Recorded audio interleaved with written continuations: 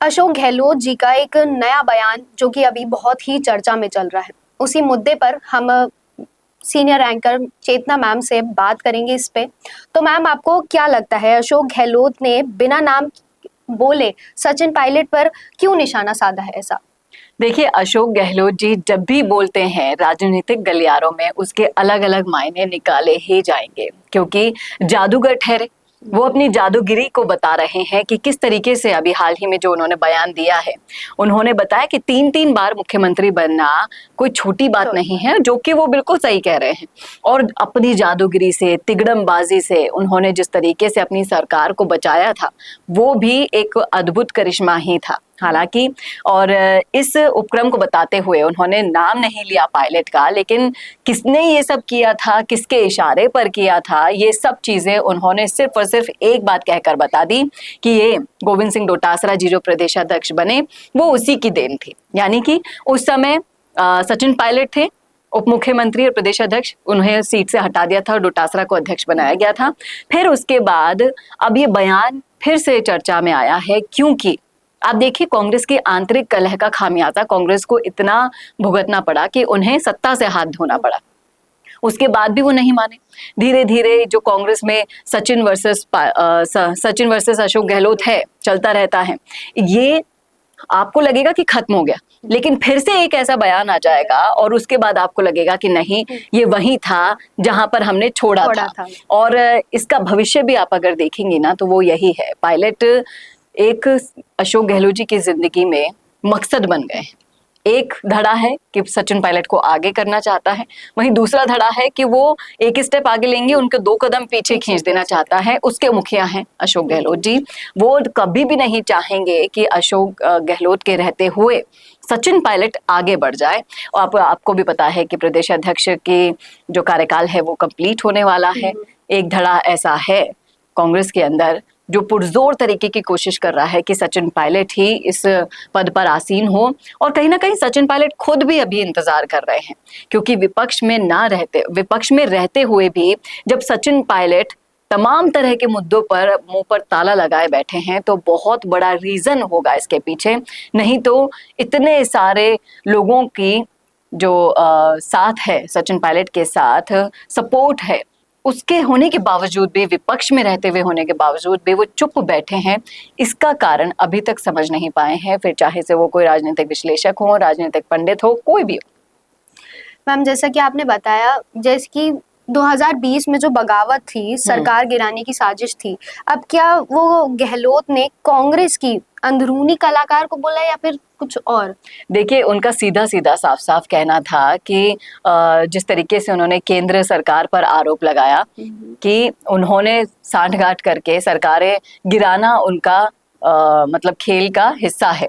वो ऐसा महाराष्ट्र में भी कर चुके हैं, वो ऐसा 2-3 जगह पर कर चुके हैं, लेकिन राजस्थान में उन्होंने बचा ली थी। अशोक गहलोत जी ने जिस तरीके से भी बचाई, वो तरीका आपको, हमको, हमारे दर्शकों को सबको पता है, लेकिन उन्होंने बचा ली। और वो सिर्फ और सिर्फ, देखिए, अशोक गहलोत जी ही कर सकते हैं और कोई भी नहीं कर सकता, इस बात में भी कोई दो राय नहीं है। और कहीं ना कहीं ये चीज कहकर उन्होंने एक बात साफ कर दी कि बीजेपी का पूरा पूरा हाथ था सचिन पायलट को अपने संपर्क में लेकर, अपने विश्वास में लेकर कांग्रेस की सरकार गिराने का। तो उन्होंने साफ साफ सचिन पायलट का और बीजेपी के सांठगांठ पर, दोनों पर अपना बयान दिया है, बिना कोई नाम लिए। मैम, अगर सरकार गिरने वाली थी तो क्या बोलते हैं, हाईकमान ने क्या भूमिका अपनाई थी? अब देखिए, अशोक गहलोत जी ही कांग्रेस में हाईकमान है। वो कहते तो हैं कि मेरे को हाईकमान जो कहती है वो मैं करता हूँ, लेकिन ऐसा नहीं है।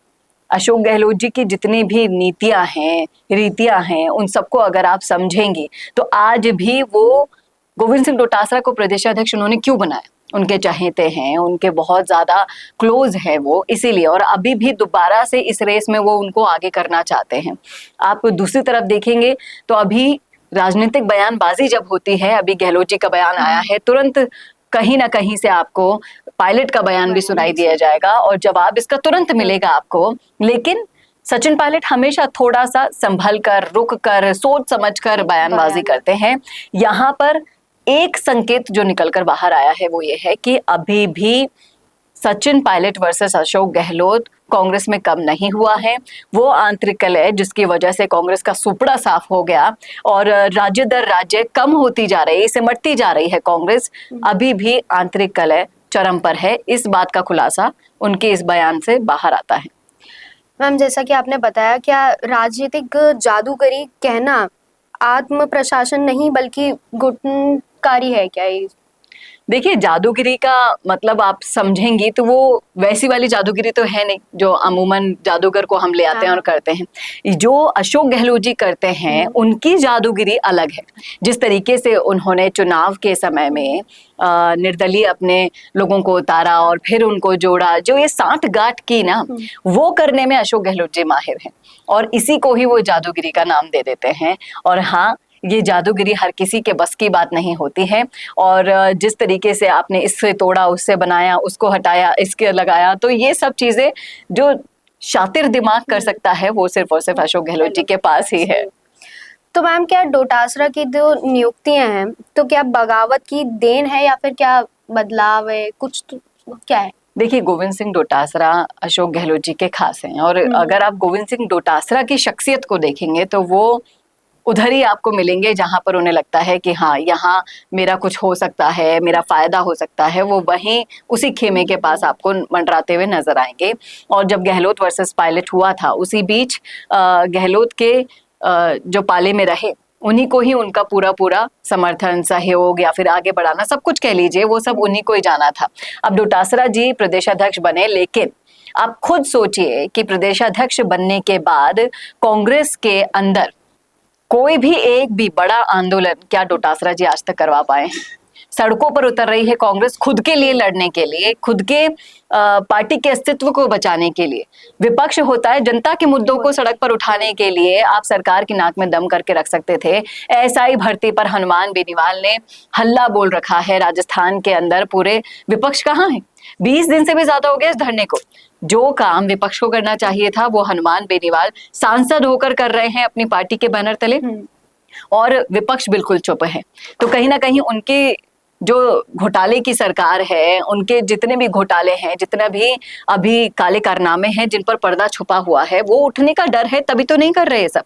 अपनी ही सरकार के किए कराए को सबके सामने नहीं ला पा रहे हैं। अपने दम पर 200 लोग, 150, 200 लोग इकट्ठा नहीं कर पा रहे हैं। प्रदेशाध्यक्ष जी से खुद पूछिए कि आप कर क्या रहे हैं। कांग्रेस का पूरा भंटाधार, इसके अलावा और कुछ नहीं किया जा रहा उनसे। तो मैम, जो अभी ये बयान था अशोक गहलोत जी का, तो उसके एक नई नींव क्या रखी जा सकती है इस पे कांग्रेस की? नई नींव कुछ नहीं रखी जाएगी। इस बयान के जो सियासी मायने निकाले जा रहे हैं उनसे फिर से एक बार राजनीतिक पंडितों का कहना है, ये तो साफ साफ हो गया कि कांग्रेस की जो आंतरिक कलह है, जो पायलट वर्सेस गहलोत था, वो जहां था आज से पहले वो वहीं का वहीं रखा हुआ है। और अगर पायलट ने भी, देखिए, मौन का मतलब क्या समझती हैं आप? समझदार को मौन काफी है। वो अगर मौन रख रखे हैं, कुछ बोल नहीं रहे हैं, तो इसका स्पष्ट साफ संकेत उन्होंने दे दिया है कि मुझे अगर आगे नहीं पहुंचाओगे, आगे नहीं बढ़ाओगे, तो मैं तो कोई जिम्मेदारी नहीं उठाऊंगा। आज पूरे के पूरे गुर्जर समाज को आपने सपना दिखा दिया, पायलट का फेस बना दिया, मुख्यमंत्री बनाएंगे, लेकिन बना दिया गहलोत जी को। इतना बड़ा धोखा अपने पूरे समाजों के साथ कर दिया, पायलट के साथ कर दिया, और पूरा फायदा ले गए गहलोत जी। अब एक बार फिर से अगर पायलट ही लाइमलाइट में आते हैं, प्रदेशाध्यक्ष बनते हैं, पायलट सिर्फ उसी का इंतजार कर रहे हैं। नहीं तो आप पायलट जैसे नेता से क्या ऐसी चुप्पी एक्सपेक्ट कर सकते हैं? बिल्कुल नहीं कर सकते हैं। इसके पीछे सिर्फ और सिर्फ एक ही रीजन है। और अभी भी अशोक गहलोत जी जहां का भी उन्होंने जिम्मा लिया है वहां हारे ही हैं वो, चाहे से दिल्ली हो, हरियाणा हो, लेकिन अभी भी वो सर्वे सर्वा हैं, इस बात में कोई दो राय नहीं है। लेकिन इस बार पायलट ने भी, आप कह लीजिए, एक ढिठाई ओढ़ ली है। उन्होंने भी ये ठान लिया है कि जब तक मुझे जिम्मेदारी पूरी अच्छे से नहीं मिल जाएगी, मैं आगे नहीं बढ़ूंगा। और अगर पायलट आगे नहीं बढ़े, सीएम की तरफ हो या फिर प्रदेश अध्यक्ष की तरफ हो, कांग्रेस को आगे ले जाने वाला मुझे नहीं लगता कि कोई और दूसरा नेता यहाँ पर बचा है। इस बात में भी कोई दो राय नहीं है। तो मैम, इस पे सचिन पायलट की प्रतिक्रिया क्या हो सकती है? मतलब सचिन पायलट की प्रतिक्रिया आने ही वाली है, आप थोड़ा सा इंतजार कीजिए, क्योंकि वो भी बहुत ही सोच समझकर और सधे हुए शब्दों में इसका अपने किसी भी बयान के अंदर इसका बयान दे देंगे।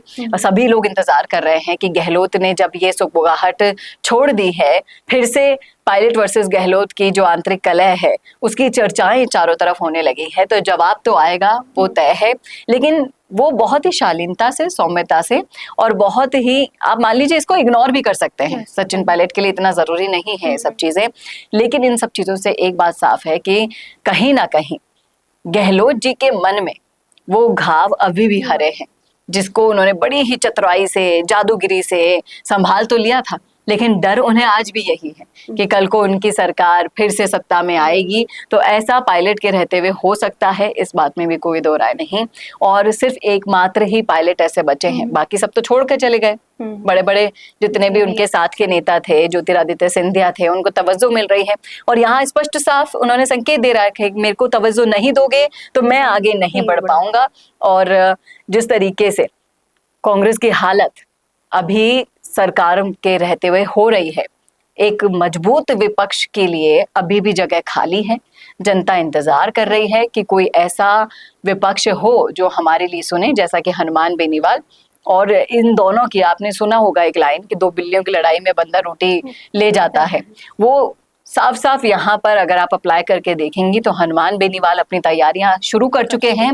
और इन दोनों पार्टियों के चक्कर में या फिर पायलट वर्सेस गहलोत के चक्कर में भी जो मजबूत विपक्ष का अभी जनता को अभाव महसूस हो रहा है, उसको पूरा, उसका क्रेडिट पूरा हनुमान बेनीवाल ले जाएंगे। ये बात बिल्कुल सत्य है, इस बात में कोई दो राय नहीं। देखना वाकई में दिलचस्प होगा कि अब किस तरीके से राजस्थान की सियासत मोड़ लेती है। गहलोत जी ने तो अपना दुख बयान कर दिया, अपनी चतुराई से बयानबाजी भी कर दी। अब क्या पायलट इसका जवाब दे पाएंगे या नहीं, और पायलट के सीएम बनने के रास्ते के अंदर क्या अभी भी गहलोत रोड़ा बनेंगे? ये बात आज हम ये क्वेश्चन आपके लिए छोड़कर जाते हैं। आपको क्या लगता है? इस विश्लेषण को अगर आपने पूरा सुना हो तो आपको क्या समझ में आता है कि किस तरीके से ये पायलट की चुप्पी टूटेगी, या फिर गहलोत जी का षड्यंत्र है वो आगे बढ़ेगा सीएम बनने में? क्या होगा क्या नहीं, बताइएगा जरूर कमेंट करके कमेंट बॉक्स में। कैसा लगा वीडियो बताना ना भूलेगा, और ऐसे और वीडियोस के लिए देखते रहिए संवाद भारत का, भारत के लिए। नमस्कार। अगर आप बनना चाहते हैं पॉलिटिशियन, लेकिन पब्लिक स्पीकिंग और अपने विचारों को व्यक्त करना चुनौती लगता है, या कैमरे और पब्लिक के सामने किसी तरह से बोल पाए इसमें मुश्किल होती है, तो मिशी मीडिया सॉल्यूशंस लेकर आया है पॉलिटिकल कंसल्टेंसी कैंपेन, जिसमें वरिष्ठ जर्नलिस्ट और पॉलिटिकल एनालिस्ट की एक्सपीरियंस्ड टीम आपको मदद करेगी, जिससे आपकी आवाज और भी बुलंद हो जाएगी। इसमें हम आपके गोल को पूरी तरह से टारगेट करेंगे कि किस तरह से आपको पार्टी पहचाने, आपको उस क्षेत्र के लिए चुने, कैसे सर्वेज में आपका नाम आए, कैसे लोगों के बीच में आपका माहौल बने। ना सिर्फ कंसल्टेंसी हम आपको देंगे, बल्कि आपको सारे रास्ते दिखाएंगे और बताएंगे भी, जिससे आप भारत की राजनीति में अच्छे पॉलिटिशियन बनके समाज का सुधार कर सके। तो अभी कॉन्टैक्ट कीजिए स्क्रीन पर दिए गए नंबर पर।